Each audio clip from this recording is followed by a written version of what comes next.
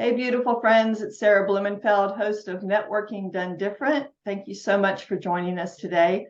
I'm delighted to be interviewing Jason Keith. He is an attorney here in the Houston area, and he does some amazing things with businesses, little pieces of the business that you might not think are important or might not even know about, called trade secrets and trademarks. So let's dive in and see what you can learn today to protect your business. Hey, Jason. Hi, Sarah. Thanks for having me. Of course, my pleasure. So can you start just by telling us a little bit about you and how you got into lawyering? Sure. I'm a Texas attorney. I went to Baylor University undergrad and I got my economics degree there. And from there, I went to Baylor Law School.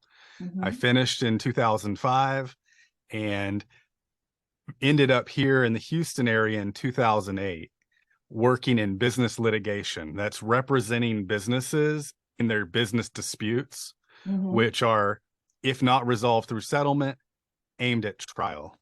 And after 11 years of that, my kids were getting to certain ages where they needed me to have more control over my schedule than the judges would allow. So I decided to go out on my own and start my own firm, trying to continue to help businesses, helping them hopefully avoid lawsuits, or if that did happen, to have them in the strongest position they could be in to protect themselves if they did go to a lawsuit, mainly with a focus on helping them with their intellectual property, helping enhance and protect their branding through trademarks and trade secrets.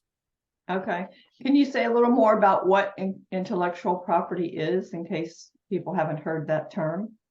Right. Intellectual property is a type of intangible asset that a business owns, and it's usually broken up into four buckets: copyrights, trademarks, trade secrets, and patents. And protecting intellectual property is becoming more and more important as we move farther away from the Industrial Revolution and more into the technological age.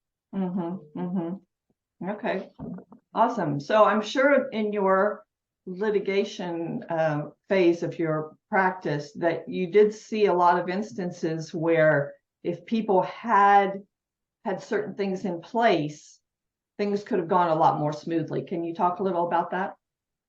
Right. So some types of intellectual property, like copyrights and trademarks, have some protection without the business doing anything proactive to protect it. Although proactive steps do enhance those rights and protections, which we can talk about that a little bit later. But when you're talking about trade secrets, which is something that the business knows that's not generally known in the industry, that gives that business some competitive advantage, that's a trade secret. If you don't take reasonable steps to protect those trade secrets, then the trade secret laws won't help you. So that's one of those areas that I'm pretty passionate about educating businesses about, because they need to take those reasonable measures to protect their trade secrets. Step one there is asking the question, what is my trade secret? Yeah, can you give us an example? Yeah, so the statutes now are helpful and instructive. Before 2013 in Texas, trade secrets were protected under what's called the common law. That's judge-made law that goes way back. When appellate courts issue opinions, they're building the common law going forward. In 2013, Texas adopted the Uniform Trade Secrets Act. And in that statute, there's a list of examples of things that are considered trade secrets. Oh, nice. It's not exclusive. A lot more than what's listed can be considered a trade secret, but these are things that go all the way from what most people might think about, like how I build something but haven't patented it, to the recipe for Coca-Cola. But it also extends all the way to customer lists are actually listed in the statute. Oh, If wow. those customer lists provide your business a competitive advantage and they're not generally known, and you've taken reasonable steps to protect the secrecy of those lists, when your employee leaves, if they walk out the door with that customer list, you have some trade secret protection available to you. Oh, wow. I never would have thought of customer list as being a trade secret. Yeah, it's a very broad definition. It's basically anything that's a Mhm. secret that Mhm. provides a competitive advantage and isn't generally known. Wow. So you work with businesses to kind of ferret out what these things are as it applies to their particular business. Right. So in the past, I used to come in after the bad stuff happened and Mm. tried to get to court if necessary to stop the bleeding and fix it. Mhm. Now, what I do is I try to help businesses understand what their intellectual property looks like and Yeah. help them prioritize the steps that they should take to maximize the protection in a way that makes sense for any individual business. It can vary from business to business. Sure. But being proactive like that is certainly way better, right? Being proactive is, in my opinion, essential. Yeah. So, Yeah. yeah, especially when it comes to trade secrets.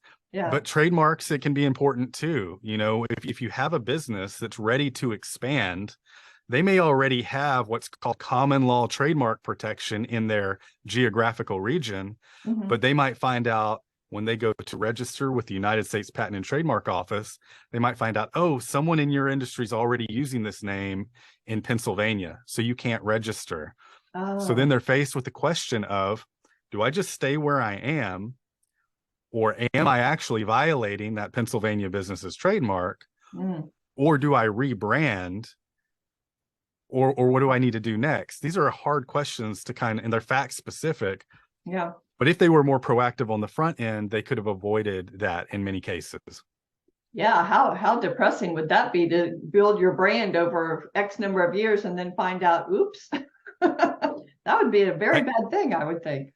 I can tell you from firsthand experience that people report that it's very distressing and it's a Mhm. very hard decision to make on what they want to do.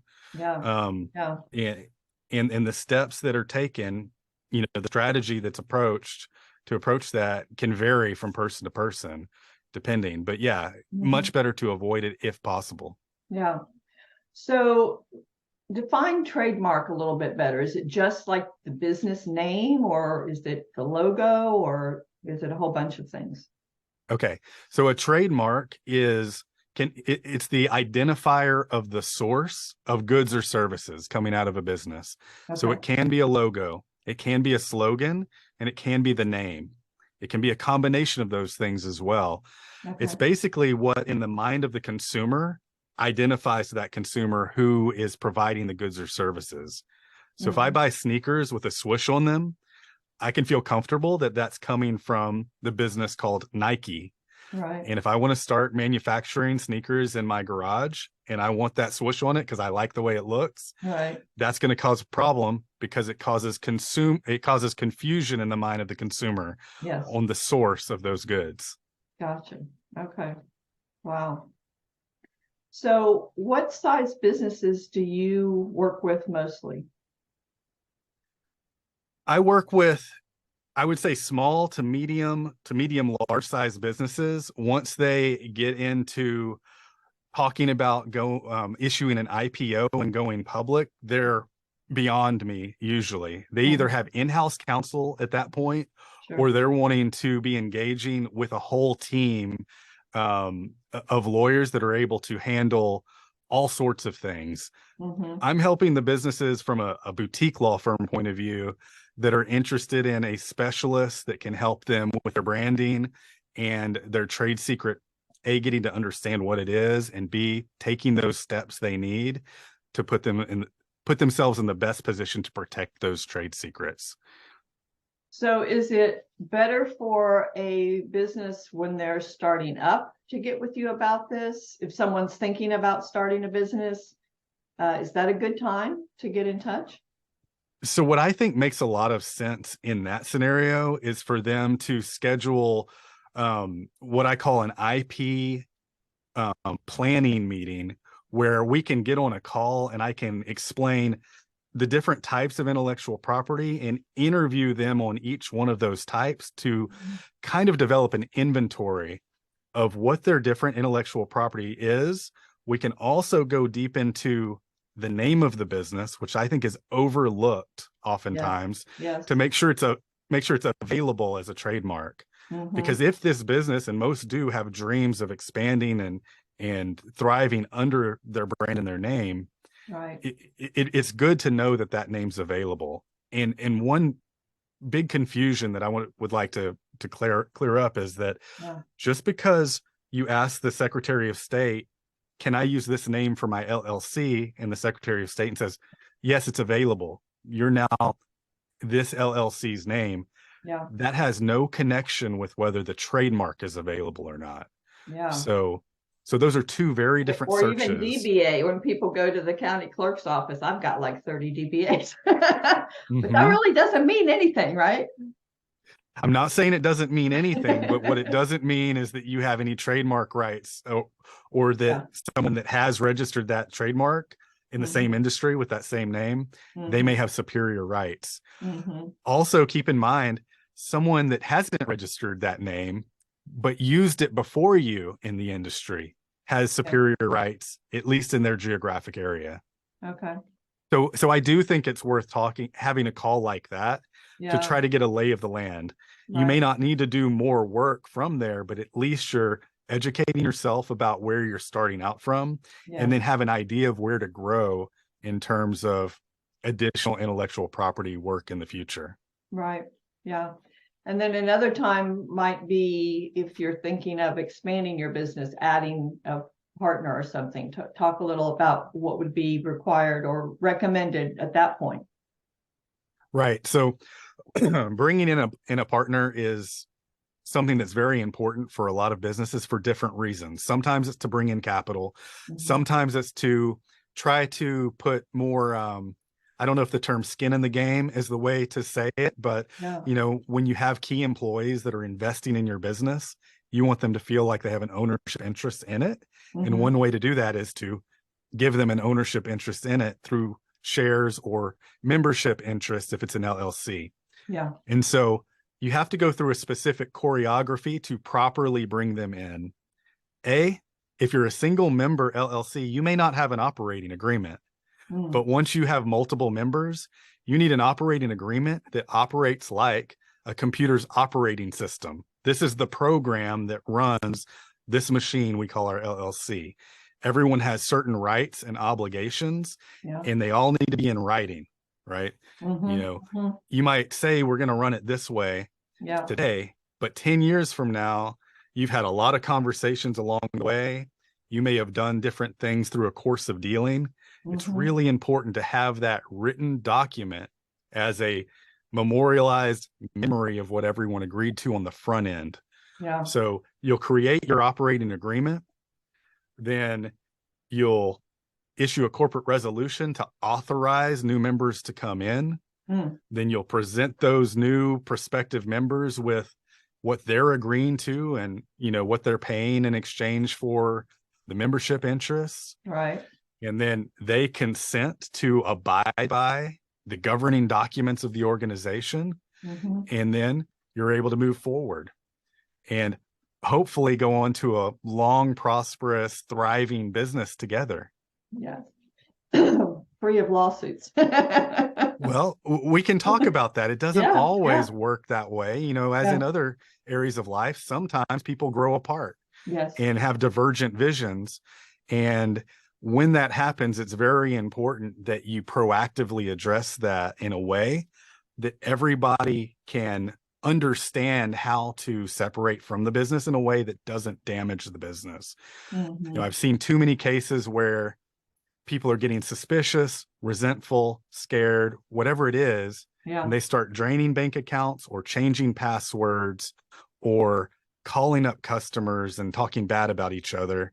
And even if you're not going to stay together in the future, you've built that business together and you have fiduciary duties to maintain the value of that business and do what's in the best interest of it, which is why a conscious decoupling, so to speak, is just as important as thinking carefully about how you're going to come together on the front end.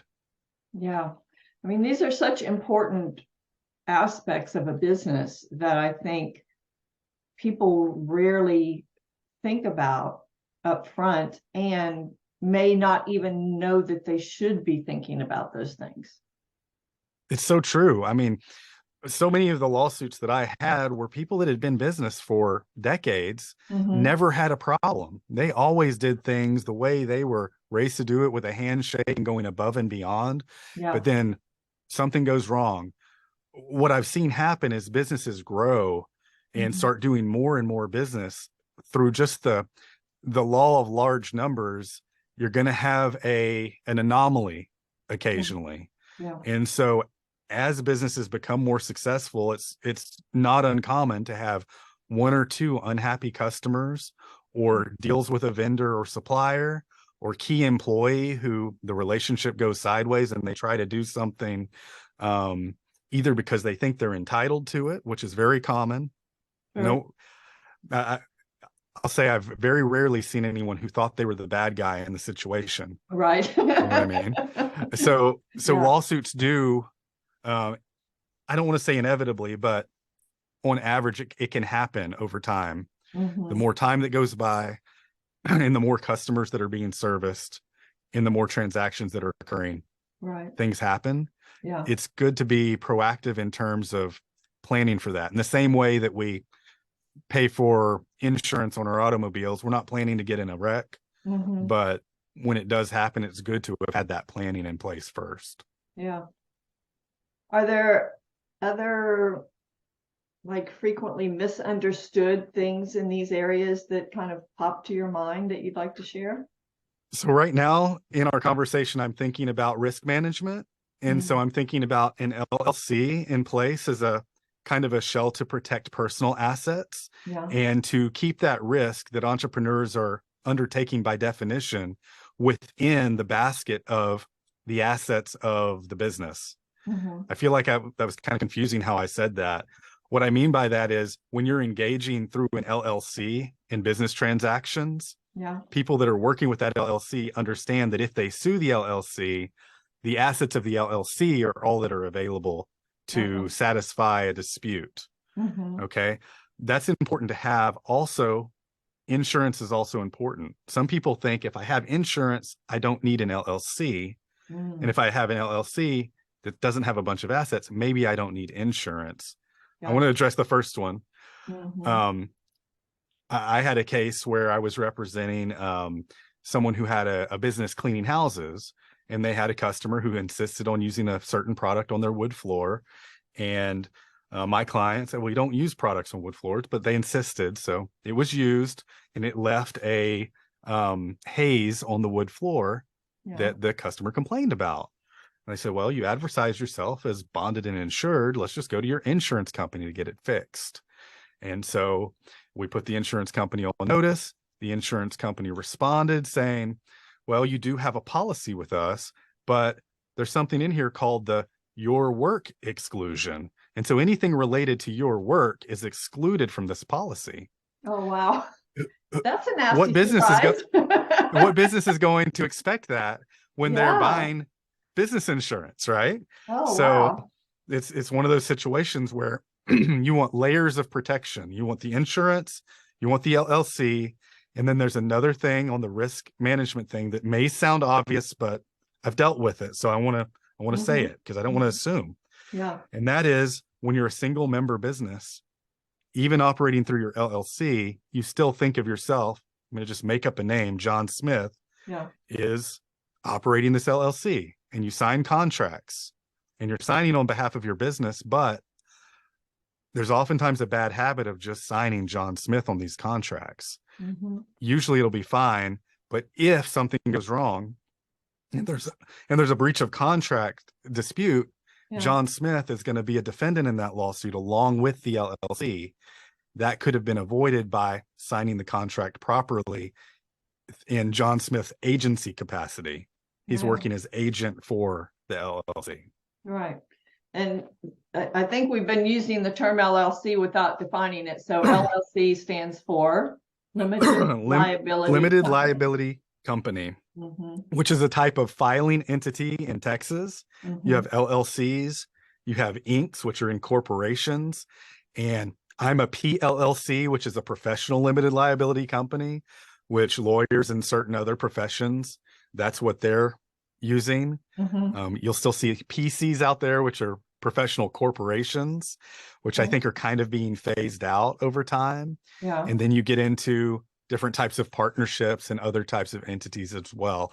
All of these are filing entities, meaning they file with the Texas Secretary of State, and that's how they become people, so to speak. That's how they become artificial entities that can do business themselves. They get their own EIN, which is an employer identification number. It's a federal tax ID number. There's also a state ID number too.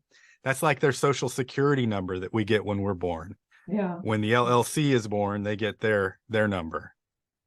Nice. So do people need to have, this might be a CPA question, but have a certain level of income coming in before considering forming something like an LLC and just staying a sole proprietor? No. Okay. No, absolutely not. So the LLC is the shell from a legal liability perspective. Okay. Inside of that LLC, you can be taxed as a sole proprietor. That's called a flow-through tax entity, where it's as if you're just a sole proprietor.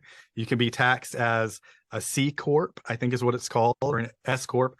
I'm not a tax lawyer, but the question for the CPA is not whether you should have an LLC, but when does it make sense to convert from a flow-through entity to a separate taxable entity where I'm expected to pay myself a reasonable salary and make distributions to minimize certain types of self-employment taxes. I'm not the person to ask those questions to, but it's good to know that those questions are out there. Yeah, for sure, for sure. So really, if you're looking to maximize the protection for your business, an attorney such as yourself in concert with your CPA would be a pretty good team there, it seems like. I think it makes a lot of sense. And also to have an insurance agent that you can have a good conversation with so that they can explain to you what the policy is actually covering. And is there a your work exception in here? Because if there is, that's not the policy for me, probably. Right. Exactly. It's like, I'm doing this to protect what I'm doing, and then it doesn't. How does that? And then the way those three teammates work with you is if you have a tax question or something that comes up tax related or that might have tax implications, you should talk to your CPA before you make the move. Sometimes you should talk to your CPA and your lawyer if you're going to go into a certain type of transaction. There might be times when it makes sense to have all three, have your insurance person in there too. And the insurance person can help you craft language in your contract with your contractor that you're working with on what kind of language should I have to make sure that I'm listed as an additional insured on my contractor's policy.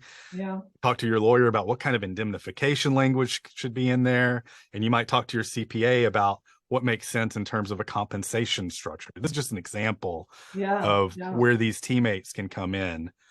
You know, there are a lot of different times when you want different players at the table, and having those relationships in place before any given question can be so helpful. And I think this is just my own interesting point of view. that businesses get involved in the day-to-day minutia of running the business and fail to even take a look at the bigger picture that is really going to make their business well-rounded and protected. And I don't want to call it a failure because it's completely understandable why that happens. That tunnel vision of, you know, we're just trying to get to the next milestone. They're drowning in tasks and overwhelm. And I appreciate all of that, which is why I think it makes sense before it becomes overwhelming to have relationships with people that you trust in place so that you can start. For example, I have a client who has just been growing so fast that I've gotten to where I'm sending like a weekly bullet point status update on things that we have in motion, things that have happened, to try to minimize the bandwidth that he has to deal with, but also keep him updated on what's going on. And he'll schedule a call once every 2 weeks or so. And every time I talk, he's like, I'm not keeping up. It's hard for this. It's hard for me to keep going. And a new person that I've started recommending, considering bringing to the table. We've talked about your attorney, your CPA, and your insurance person. If you start scaling in a way, so businesses can die in different ways. They can die from not enough business. Yeah. But I've also seen where they get out over their skis and they can't scale efficiently fast enough to keep up, and they end up running into problems that end up causing an implosion. Oh, wow. And so an organizational psychologist can be helpful at a certain point to come in to a business that has been very functional at this level, and help them, and they're getting pushed up, and that function is starting to fall apart. The machines that they had, the Cessna that they've been flying is now being asked to go Mach 1, right? And it's not a jet. The G-forces are breaking it apart. And, this is a good problem to have, except you need a way to scale there. And it's looking to me like bringing in an organizational psychologist with experience, helping sit down with the different partners who have their de facto tasks that they've each been assigned to themselves, right? And say, look, we need to systematize this more. You might need an org chart under you. You might need a personal assistant or an executive assistant. Right. We need to start creating systems that are written down, standard operating procedures, call them SOPs. Or this Cessna is not going to make it, to the moon. And so I feel like this conversation is really moved across the gamut, but for entrepreneurs who are thinking about scaling, what got you here may not get you there, so to speak, right? And it's important to know that there's help out there, and that accessing it is really in your best interest. Right. And finding out that it exists is step one. And then finding people whose opinions you trust to help point you in the right direction is priceless, in my opinion. Absolutely. So how would people contact you if they want to go deeper with their own business? A good way to contact me is to visit my website, which is Keith.Law. It's KEITH.LAW. And they can find different information about me there. They can see my blog posts, my podcast episodes. They can probably find some of my YouTube videos through that. But there's also a big orange button at the top that says schedule a call. And with that, they can click it and have access to my calendar to schedule a 20-minute call with me, no charge, to talk about whatever they want to talk about. One thing worth knowing and putting out up front is when I'm working with clients, I really like to get to know them. So if it's someone calling with just this one question, but they don't want me to know about them at all, which has happened to me, right? It's like a very secretive call where just answer this one question. This is all I want to know. That's a no-go for me. For me, you can probably tell. You can probably tell I like connecting. I like connecting with people, and I put a lot of value in having rapport building and a relationship, because that communication and dealing with people you trust is so important. There's a lot of insurance people out there, a lot of lawyers, a lot of CPAs. You need to find who's right for you. And it might not be me for everybody, but somebody is right for you. And you need to find those people that you can implicitly trust and that you can communicate well with. We all have different communication styles, but you need to find the right one for you. For sure. For sure. Well, thank you so much. This has been fantastic information, and I'm delighted with where we went with it. You have anything in closing that you'd like to say? It's been such a pleasure, Sarah. Thank you for having me. Oh, of course. So thanks everybody for joining us today on Networking Done Different. If you'd like to be interviewed or have any questions, please email me at networkingdonedifferent@gmail.com. Thanks. Bye for now. Bye.